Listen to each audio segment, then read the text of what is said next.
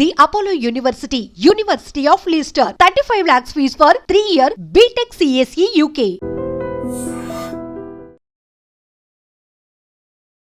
Welcome to 18 news. This is Pawan. గత కొద్ది కాలంగా పడుతున్న భారీ వర్షాల కారణంగా కావచ్చు, మరేదైనా రీజన్ కావచ్చు, వికారాబాద్ జిల్లాలో అయితే భూమి కంపించడంతో అక్కడి ప్రజలు భయాందోళనకు గురయ్యారు. దాదాపు ఈ ఇన్సిడెంట్ ఎర్లీ మార్నింగ్ ఒక 3:30 నుంచి 4 ఆ ప్రాంతంలో జరిగింది.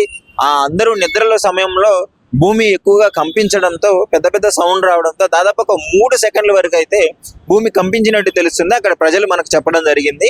సో ఆ టైంలో అందరు బయటకు వచ్చి ఏమన్నా యాక్సిడెంట్ అయిందేమో, ఏదైనా పడిందేమో అని చెప్పేసి బయటకు వచ్చి చూడటం జరిగింది. కానీ అక్కడ ఎలాంటి ప్రదేశం లేకపోవడంతో అందరికీ ఇదే ఆలాపన రావడంతో అందరూ బయటకు వచ్చి ఇది భూకంపమే అని నిర్ధారించుకున్నారు. దాదాపు 3 సెకండ్ల పాటు భూమి కంపించింది. వికారాబాద్ జిల్లా పరిగి మండలంలో అయితే పలుచోట్ల ఈ భూకంపం రావడం జరిగింది. అంటే ఒక పక్క భారీగా వర్షాల కారణంగా బయట వర్షాలు పడుతుంటే లోపల ఇంట్లో ఉన్న వాళ్ళు మాత్రం భయపడి భూమి కంపించడంతో బయటికి రావడం జరిగింది.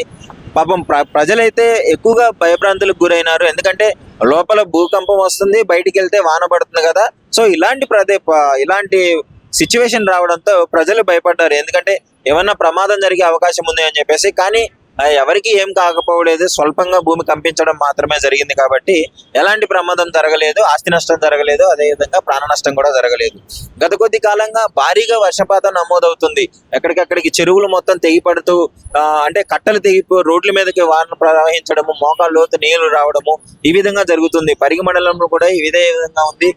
తెలంగాణ రాష్ట్రంలోని పలు ప్రాంతాల్లో అయితే ఇక్కడ రెడ్ అలర్ట్ అయితే ప్రకటించడం జరిగింది. హైదరాబాద్ కూడా నిన్న రెడ్ అలర్ట్ ప్రకటించడం జరిగింది. ఈ విధంగా వర్షం కారణంగా ఎక్కువగా ఈ విధంగా రోడ్ల మీదకి నీరు చేరడము, వాహనదారులకు ఇబ్బందికరంగా మారడము, అంటే దాదాపు ఒక 10 నిమిషాల జర్నీ పట్టే సమయాన్ని 1 గంట 2 గంటల వరకు ఈ వాన ద్వారా తీసుకెళ్లడం జరుగుతుంది. ఎక్కడికక్కడికి డ్రైనేజీలు కూడా నింగిపోవడము ఈ విధంగా రావడం వల్ల ప్రజలు కొంచెం ఇబ్బంది పడుతున్నారనే చెప్పుకోవచ్చు. వర్షాకాలంగా ఈ విధంగా అంటే ఎక్కువగా ఈ వర్షాకాలంలో అయితే ప్రజలు ఎక్కువగా ఇబ్బంది పడుతున్నారు.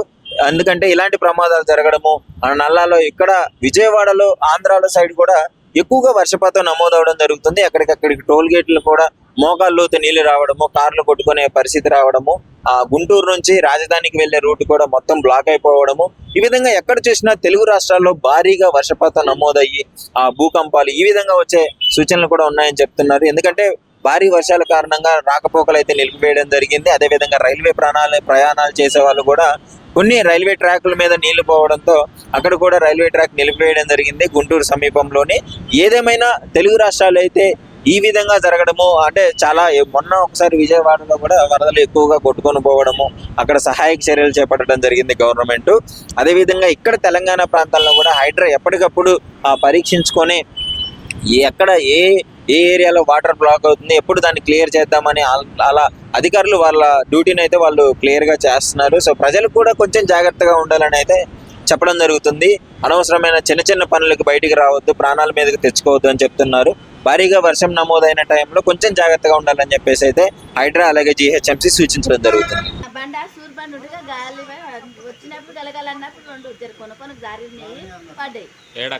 మాది రంగాపూర్ పరిగి మండల్ వికారాబాద్ డిస్టిక్.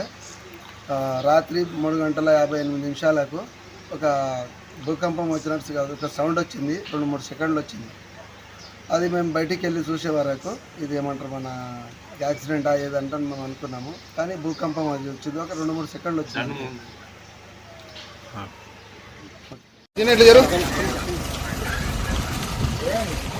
రాత్రి 3:50 వచ్చింది సార్.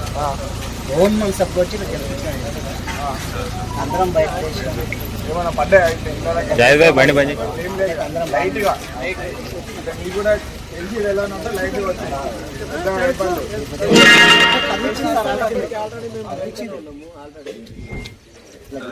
జలికిచ్చింది ఆల్రెడీ.